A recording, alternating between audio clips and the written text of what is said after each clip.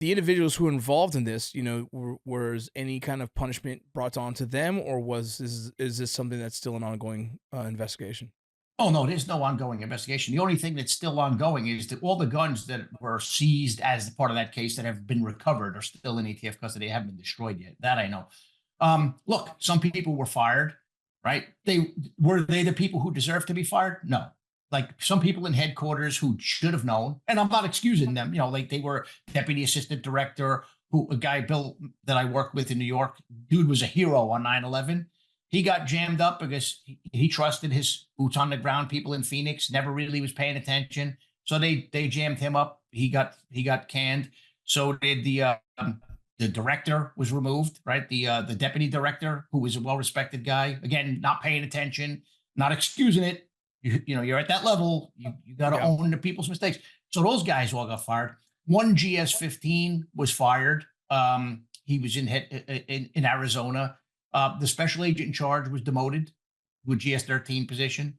The case agent remained with ATF, no real discipline. The prosecutor, who I would argue, and I got to be careful how I said I don't want to get sued, but he was the architect of the Fast and Furious investigations prosecution strategy.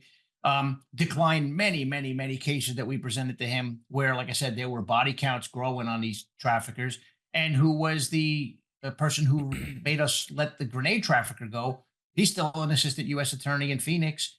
And one of his mentors, who has some blood on her hands as well from some of the earlier cases that I document in the book, she's the number two of the Phoenix U.S. attorney's office right now. Shoot.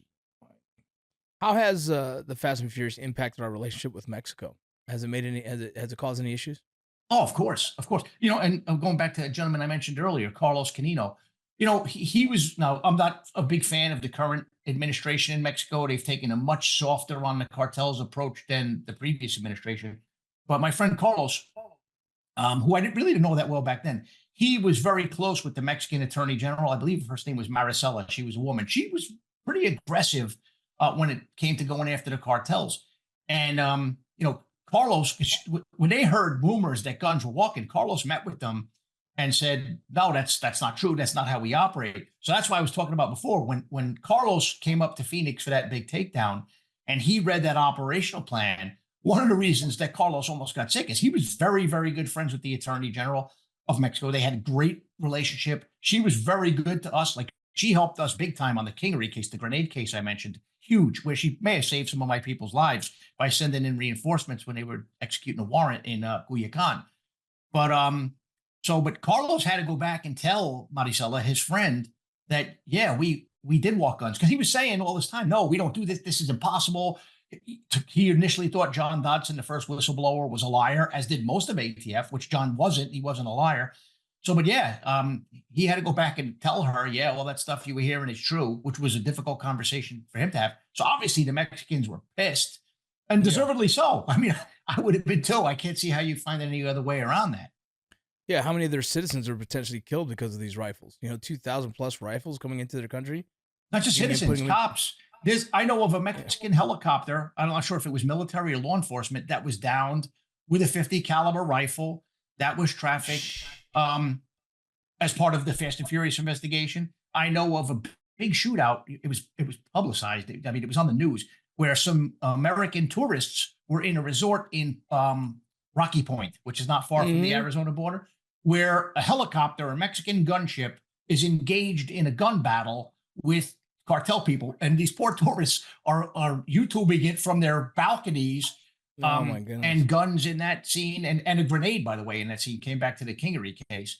So I mean, yeah, they have every right to be pissed off. And look, people are still dying down there as a result of the guns that were trafficked as part of that case. Jeez almighty.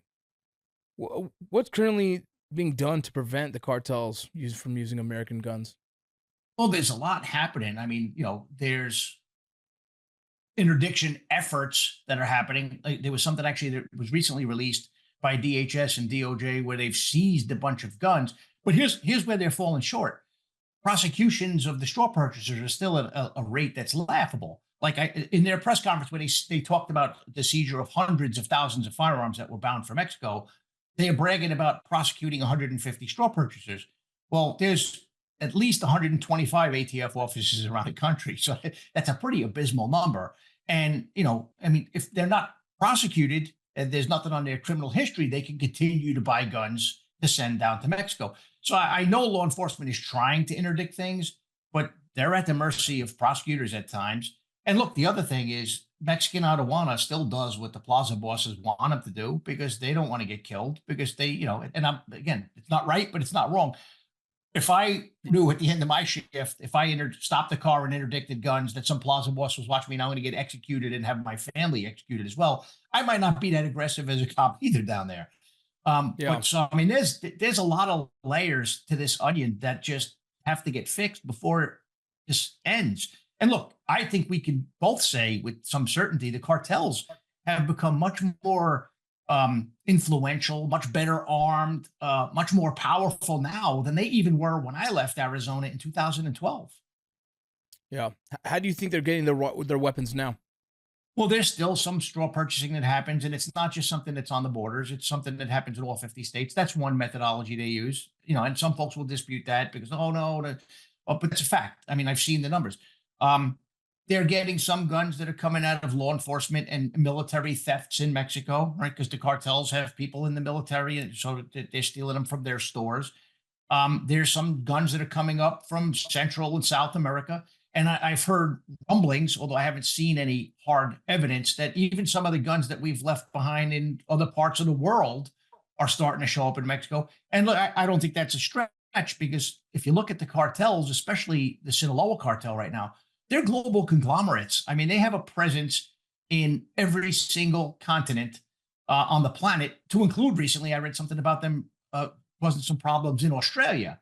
So, I mean, these people that operate these cartels are experts in smuggling. So just like they're experts in smuggling stuff into the United States to include humans, tobacco, by the way, is a new thing for them. Tobacco products. Really? Yeah. The Sinaloans and the CJNG both are estimated to have made $4 billion in tobacco smuggling last year. What are they smuggling? Just like cigars or like dip? I couldn't tell you exactly, but I know tobacco products based on the reportage that I've read. So, but I mean, obviously money and guns south, but I'm sure guns come from other parts of the planet too, where they have a presence. I mean, they have the money with deep wallets and pockets. You can do a lot of things. Yeah. Yeah, no kidding.